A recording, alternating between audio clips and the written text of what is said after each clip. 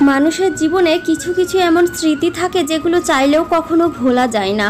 আমার প্রথম শ্বশুরবাড়ির গ্রামে এই মকর সংক্রান্তির দিনে পৈশল্যায় গোটা গ্রাম জুড়ে মানুষের সাথে খুব মজা করে পিকনিক করতাম। সেই দিনগুলো কি ভোলা যায় কখনো, নাকি সেই স্মৃতিগুলো ভোলা যায় বলো? কিন্তু স্মৃতি মনে করে কষ্ট পেয়ে কি লাভ বলো? ভাগ্যের পরিহাস তো মেনে নিতেই হবে।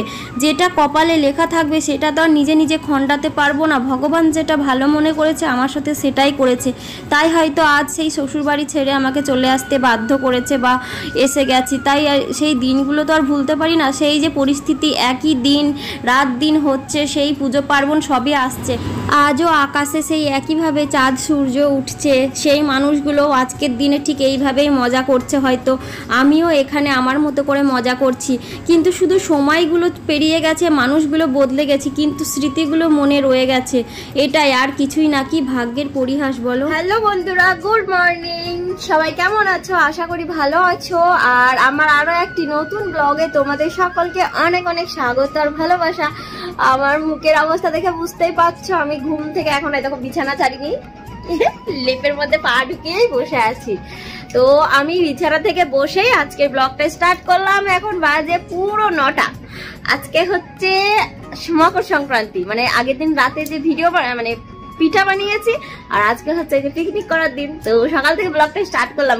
তবে আমাদের দুজনের কোনো প্ল্যান নেই আছে কিছু হবে কিনা, তবে তোমরা পুরো ভিডিওটা কন্টিনিউ দেখতে থাকো।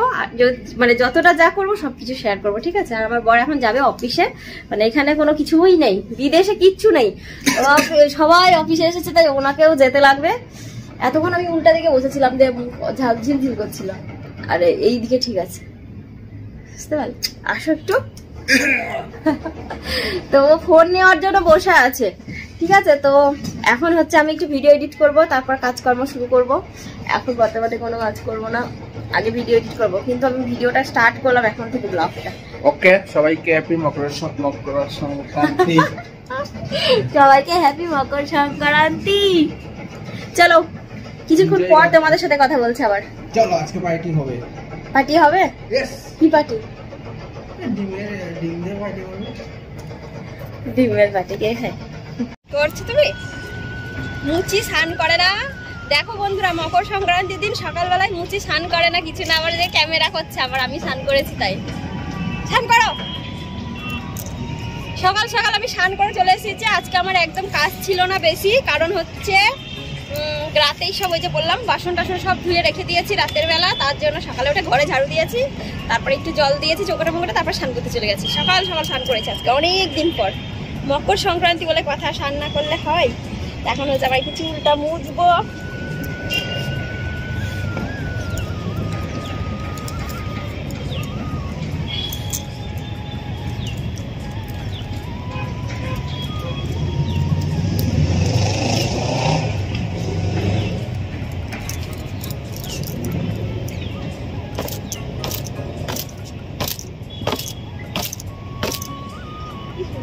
বাইরে গাছটা বলো, রোদ পড়েছে, একদম ঝলঝল ঝলঝল করছে গাছটা, একদম গায়ে মিষ্টি মিষ্টি রোদ লাগছে, যা ভালো লাগছে। স্নান ধান করে হয়ে গেছে তোমার কাজ খতম।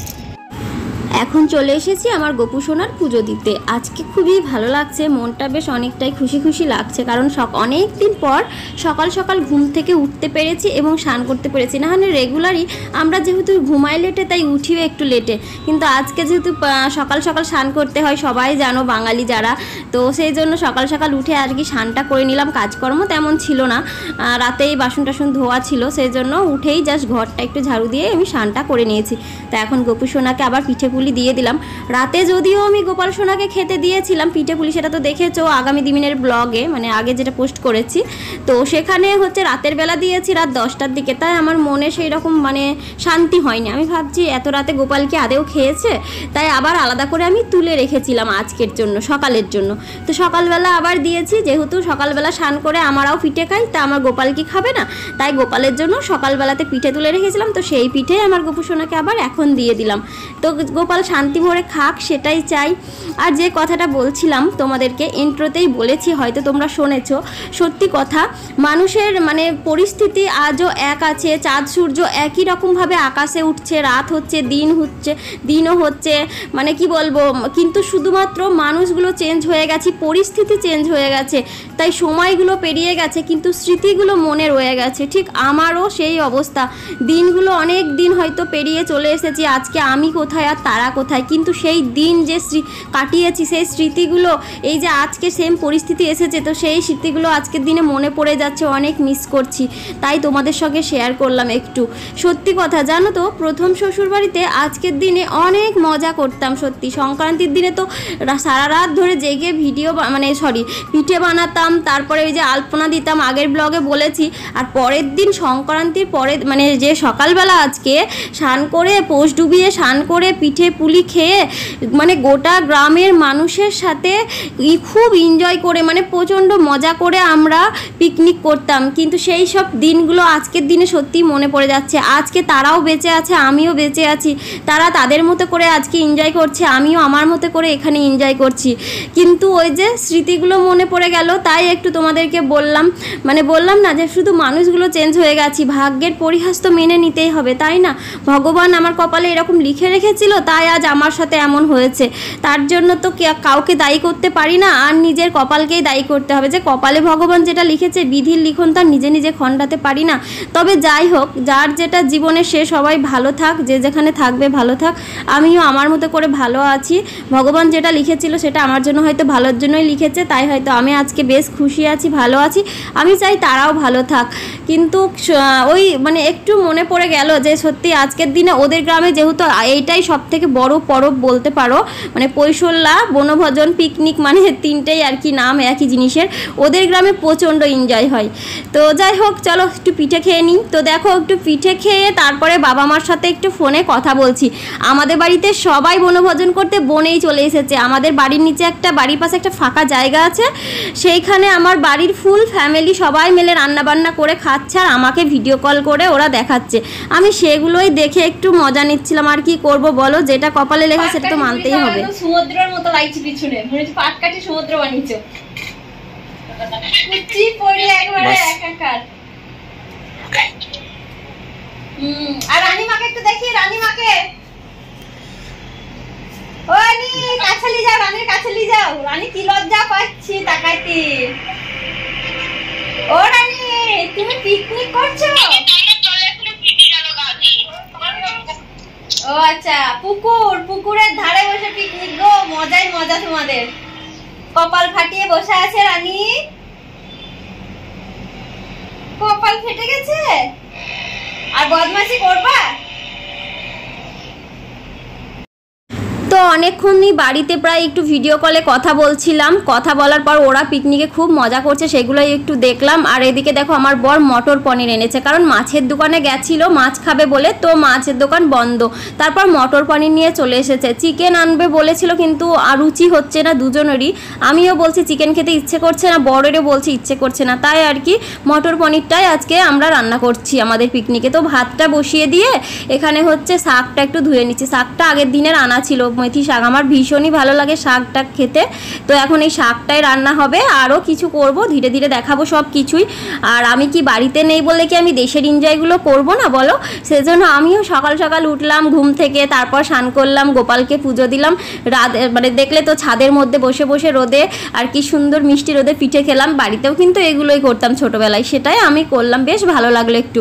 আর এখানে দেখো কথায় কথায় রান্না বান্নাগুলো কিন্তু আমি সেরে নিলাম, আর তারপর চলে এসেছি ছাদে, কারণ বর আর আমি বললাম চলো আমরা একটু ছাদে বসে বসে এনজয় করি পিকনিকটাকে, দুজন মিলে আর কিসের পিকনিক বলো, প্রবাসীদের পিকনিক তো এমনই হবে, তাই আর কি ছাদে সমস্ত রেসিপি বানিয়ে নিয়ে চলে এসেছি। চলো তোমাদেরকে একটু দেখিয়ে দিই কি কি বানিয়েছি। ভাত, এখানে হচ্ছে মাছের মাথা দিয়ে মটরশুঁটি দিয়ে মুগের ডাল, এটা হচ্ছে পনির আলু মটরশুঁটির একদম মশলা তরকারি আর কি, আর এটা হচ্ছে সব কিছু সবজি দিয়ে মাছের মাথা দিয়ে একটা ঘন্ট, এখানে স্যালাড, আর এখানে হচ্ছে মেথি শাক বেগুন দিয়ে, এখানে হচ্ছে তোমার বেগনি পাঁপড়, বেগনিগুলো ঢেকে গেছে সব, বেগনি পাঁপড় ভাজা, ঠিক আছে, এই কটাই আজকে আমাদের আইটেম, কম করিও না। তো এই যে আমার বরে জিভে জল সইছে না এত সুন্দর খাবার দেখে, আর পিছনের ভাবটা দেখেছো, জাস্ট অসম। এইরকম ভাব আর তার মধ্যে এত সুন্দর টেস্টি টেস্টি খাবার। বাট একটাই দুঃখ, কি পিকনিক করার মানুষ নেই। হাজবেন্ড ওয়াইফ দুজন মিলে করছি, তো কি আর বলবো, সেই কথাই বলে না, কি বলে বলো তো কথাই, যদি তোর ডাক শুনে কেউ না আসে তবে একলা চলো রে। আমাদেরও সেটা। তো আমরা পিকনিকটাকে খুব এনজয় করছি, তোমরা চলে আসো, কে কে খাবে। অনেক দেরিতে শুরু করেছি, রান্না করতে করতেই সন্ধ্যা হয়ে গেল। তো কি করে আর মানে মজাটা নেই, রোদটা চলে গেছে, কি আর করবো। তারপরে ভাওটা অনেক সুন্দর, বিকেলবেলা ঠান্ডা ঠান্ডা রোদের মধ্যে মজা লাগতো না।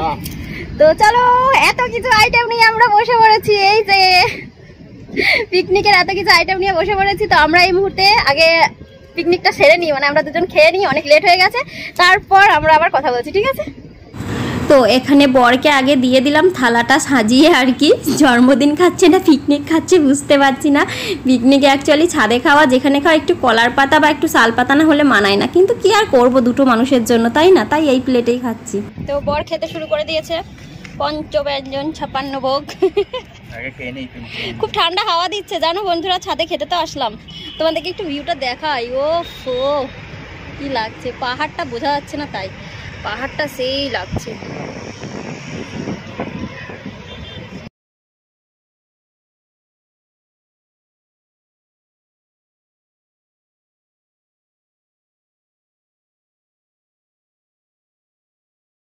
চলো আমিও খেয়ে নিই এবার।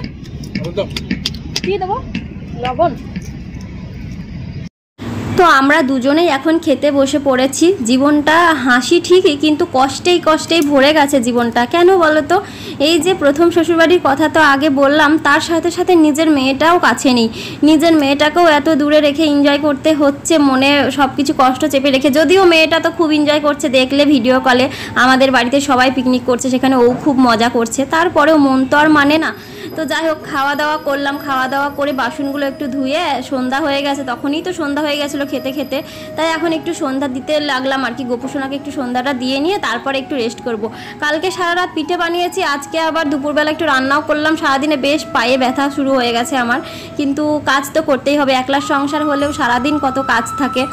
আর সন্ধ্যাবেলাতেও একটু মেয়েটাকে ভিডিও কল করে কথা বললাম, কি করব বলো, বছরকার দিনে না মেয়েটা কাছে আছে, না আমি নিজের ফ্যামিলির কাছে যেতে পারছি।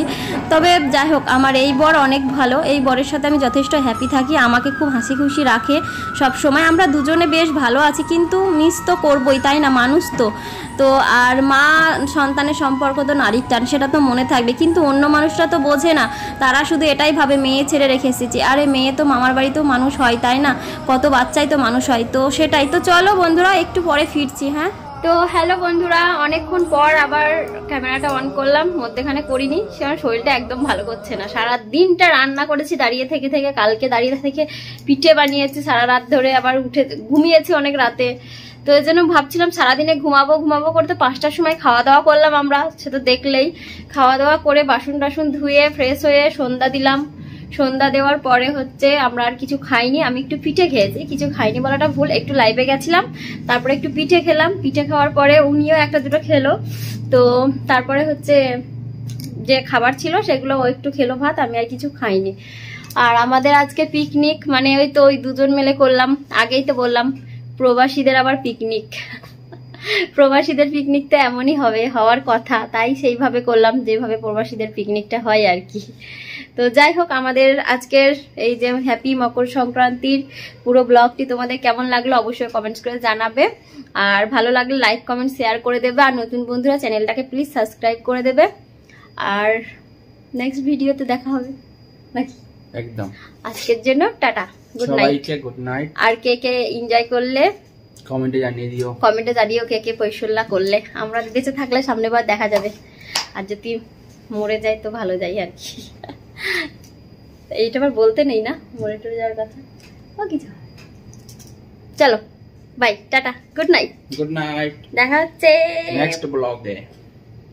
বাড়িতে চলে গেছিলাম না আমরা পিকনিক করতে, বাড়িতে গেছিলাম না আমরা পিকনিক করতে, বাড়িতে গেছিলাম, দেখলে তো তোমাদেরকে, তখন ভিডিও কলে দেখাচ্ছিলাম। ভিডিও কলে মা, আমার বাড়ির লোক, আমার বাবা মা আর কি সবাই পিকনিক করছিল, ওরা খাচ্ছিল, আর সেগুলো দেখে আমরা খুব মিস করছিলাম। বাড়ির সবাই পিকনিক করছে আর এখানে বসে বসে আমি পস্তাচ্ছি, কিছু তো করার নেই। তো যাই হোক, চলো আর কথা বাড়াচ্ছি না, ঘুমাতে যাবো। টাটা, গুড নাইট, ভালো থেকো সবাই। ঠাই।